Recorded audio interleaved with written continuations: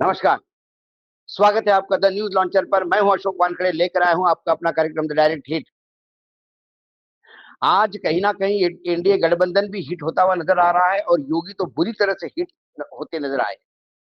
क्योंकि दिल्ली में योगी के खिलाफ शक्ति प्रदर्शन ही नहीं हुआ और ये तय हुआ कि यूपी में एनडीए के सहयोगी, जिसमें कभी कई कैबिनेट मंत्री भी है योगी के कैबिनेट में, वो विधानसभा का घेराव करेंगे। एनडीए का पीडीए भाजपा के खिलाफ ये मैसेज जाता है। उत्तर प्रदेश में योगी आदित्यनाथ के खिलाफ उनके मंत्रियों ने बगावत का ऐलान कर दिया है। यह ऐलान दिल्ली के ताल कटोरा स्टेडियम से गुरुवार से हुआ। हालांकि भाजपा की तरफ से बगावत की बात को सिरे से खारिज कर दिया गया। इसके बावजूद कि राजनीतिक गलियारों में चर्चा है कि सीएम योगी आदित्यनाथ के खिलाफ एनडीए में ही एक गुट बन गया है, जो 2027 के विधानसभा चुनाव के पहले दबाव की राजनीति कर रही है। दरअसल बीते रोज निषाद पार्टी का 10वां स्थापना दिवस था। स्थापना दिवस का कार्यक्रम दिल्ली के ताल कटोरा स्टेडियम में आयोजित किया गया।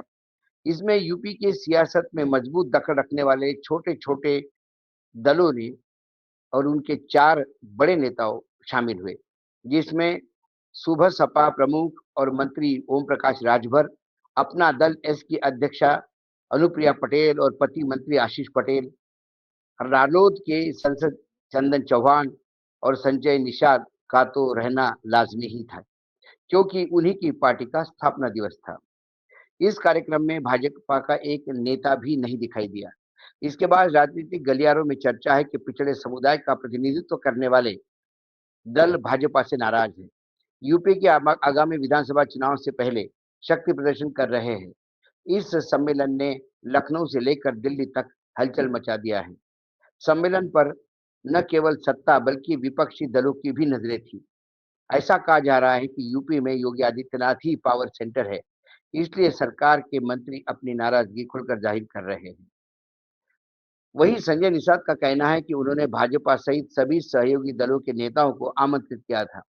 भाजपा से मुख्यमंत्री योगी आदित्यनाथ और भाजपा अध्यक्ष जेपी नड्डा को कार्यक्रम का निमंत्रण दिया था, लेकिन राजनीतिक व्यस्तता के कारण नहीं दोनों नेता आ पाए।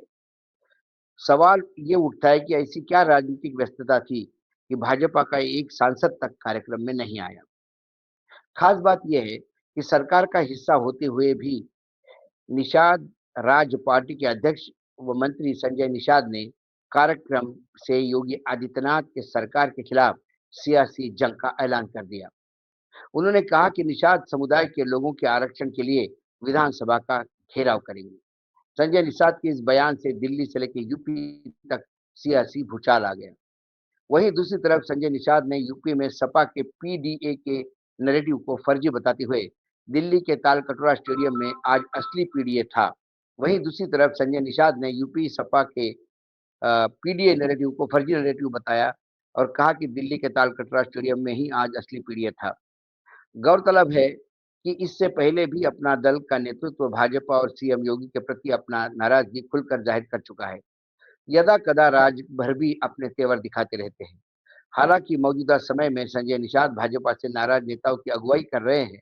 ऐसे में चर्चा है कि भाजपा और योगी आदित्यनाथ को झुकना होगा, सभी को साथ लेकर चलना होगा, नहीं तो 2024 के लोकसभा चुनाव यूपी की जनता का रुझान स्पष्ट बता रहे हैं कि ऐसे में रास्ते अलग हो सकते हैं। पिछड़े समुदाय से आने वाले ये नेता भाजपा और योगी आदित्यनाथ के विधानसभा चुनाव में अपनी ताकत का एहसास करा सकते हैं। क्या ये उत्तर प्रदेश में बगावत थी?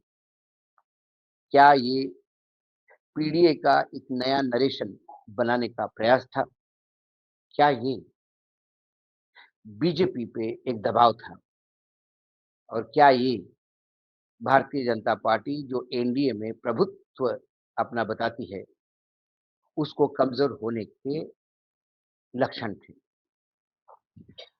उत्तर प्रदेश, खासकर योगी आदित्यनाथ और दिल्ली के जो शीर्षस्थ नेता है, उनके बीच गुजरात गुजराती जो लॉबी है उनके और योगी आदित्यनाथ की 36 का आंकड़ा है, ये जग जाहिर है।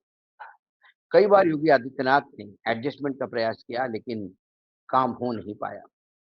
दिल्ली चाहती है कि योगी आदित्यनाथ की जगह पर कोई ऐसा एक रबर स्टैम्प फिट करे जो बाकी राज्यों में जो मुख्यमंत्री जैसे बैठे हैं, वैसे ही यूपी भी उनके कब्जे में आए। लेकिन योगी आदित्यनाथ का पूर्ण सामर्थ्य मात्र संघ के बैकिंग पे है। तो संघ के चलते योगी आदित्यनाथ वहाँ सिंहासन पर कब्जा करके बैठे हैं। योगी आदित्यनाथ के चलते कई दिल्ली को परेशानियां आती हैं। कई जगह योगी आदित्यनाथ दिल्ली के हुक्मों को या दिल्ली के आदेशों का पालन भी नहीं करते। जो राजनीति उनको सही समझ में आती है वही करते हैं। लॉ एंड ऑर्डर की सिचुएशन तो कानून व्यवस्था हर बीजेपी शासित राज्य में, चाहे मध्य प्रदेश हो, चाहे महाराष्ट्र हो, चाहे यूपी हो, चाहे बिहार हो, हर जगह एक सी है। लेकिन सबसे ज्यादा गोदी मीडिया में भी यदि कवरेज मिले तो वो यूपी को मिलता है। इसका कारण ही कहीं ना कहीं योगी आदित्यनाथ को यह बदनाम करने का प्रयास होता है। योगी आदित्यनाथ सरकार चला नहीं पा रहे हैं। लोकसभा चुनाव में जो भाजपा का बुरा हश्र हुआ यूपी में, उसका भी ठीक रहा, योगी आदित्यनाथ पे फोड़ने का प्रयास किया। लेकिन योगी आदित्यनाथ ये कह के बच गए कि भाई लोकसभा चुनाव में तो उनकी कोई पूछ परख ही नहीं थी, जो कुछ भी था दिल्ली ने किया था। लेकिन उसके बाद 12 उपचुनाव की जिम्मेदारी उनको दी गई और उन्होंने एन केन प्रकरण सारे एजेंसियों का उपयोग कर, सरकार का उपयोग या दुरुपयोग जो भी कहे आप, कर कर 12 चुनाव में कम से कम अपनी इज्जत बचाई। कुल मिलाकर योगी आदित्यनाथ जब से मुख्यमंत्री बने तब से यूपी पे ये भी आरोप है कि वहाँ ठाकुरवाद ज्यादा है। ठाकुर सवर्णों में आते हैं और ठाकुरों के चलते वहाँ बाकी समाज का उत्पीड़न होता है। सभी पावर पोजीशन पे यानी जो प्राइम पोस्टिंग्स होती है, चाहे पुलिस में हो, चाहे दूसरी एजेंसियों में हो, वहाँ ठाकुरों का बोलबाला है। ऐसे में ओबीसी या जो पीडीए जो अ, समाजवादी पार्टी जिसका लेके चल रहा है, इनके लोगों में हमेशा एक डर है कि उन्हें न्याय नहीं मिलता। दलित, अतिदलित, पिछड़े, आदिवासी, इनकी तो बात ही करना गलत होगा, मतलब इनका तो कोई पूछने वाला नहीं है। ऐसे में जब समाजवादी पार्टी लगातार पीडीए का कार्ड आगे कर रही है, तो आज संजय निषाद ने अपनी पार्टी का 10वां स्थापना दिवस पर यह आयोजन करके बताने का प्रयास किया कि असली पीडीए हम हैं। सवाल ये है कि असली पीडीए यदि आप हैं, तो फिर आप सत्ता में रहते हुए उत्पीड़न की बात कैसे कर सकते हैं? या तो आप सत्ता पे रहिए और ये कहिए कि ये जो कुछ भी चल रहा है बढ़िया चल रहा है, और यदि आप नाराज हैं, तो फिर सत्ता का मक्खन खाने के लिए मंत्री पद पर बने क्यों हैं? ये सवाल उनके समाज के लोग भी उन्हें पूछ रहे हैं। यदि वो चाहते हैं कि निषाद समाज को रिजर्वेशन मिले, तो उसके लिए निर्णायक लड़ाई लड़नी होगी। सत्ता में बैठकर मंत्री पद का मक्खन खाकर आप ये काम नहीं कर सकते। यदि आपको पीडीए की लड़ाई लड़नी है, तो फिर आपको रास्ते पे उतर के लड़ाई लड़नी होगी। सरकार में रहते हुए उसी सरकार से लड़ना, ये मात्र लड़ने का नाटक है। आप एक दबाव ला रहे हैं, आने वाली विधानसभा में ज़्यादा सीटें चाह रहे हैं, फिर उस सीटों का भाव मोल-तोल होगा। क्या ये गेम प्लान चल रहा है जिसमें निहायत स्वार्थ दिखाई देता है? और यदि वाक़ई पीढ़ी के उत्पीड़न को लेकर आप चिंतित हैं, तो फिर आपको सरकार छोड़ के रास्ते पर आकर लड़ाई लड़नी होगी। लेकिन ना आप सरकार में रहने का मोह छोड़ सकते हैं, ना अपने मतदाताओं के प्रति अपनी जो चिंता है, वो छुपाने का। तो दोनों तरफ से, दोनों हाथों में लड्डू लेके आप चल रहे हैं, तो कहीं न कहीं एक दिन तो एक्सपोज़ होना ही है। आज भाजपा का कोई भी नेता यहाँ नहीं आना, ये बहुत ताज्जुब की बात है। उन्होंने कहा कि राष्ट्रपति चुनाव को लेके, उपराष्ट्रपति चुनाव को लेके सब बड़े। योगी आदित्यनाथ को उपराष्ट्रपति चुनाव से क्या लेना-देना? और जब प्रधानमंत्री और बाकी सारे मंत्री लगातार धुआँ-धुआँ टूर कर रहे हैं, प्रधानमंत्री जी बिहार से लेके बंगाल तक लगातार रैलीज़ कर रहे हैं, तो फिर ऐसे में क्या 2 सांसद, 2 जनरल सेक्रेटरी या कोई एक बड़ा नेता भी नहीं आ सकता उस बीजेपी का, ये बताने के लिए कि हम भी इनके साथ हैं? कुल मिलाकर शायद बीजेपी इसलिए कन्नी काट गई कि बीजेपी को पता था कि वहाँ ये सरकार के खिलाफ ही कुछ बोलेंगे। यदि ये सरकार के खिलाफ कुछ बोले और उसी स्टेज पे हम बैठे रहे, तो फिर ये और ज़्यादा किरकिरी होगी।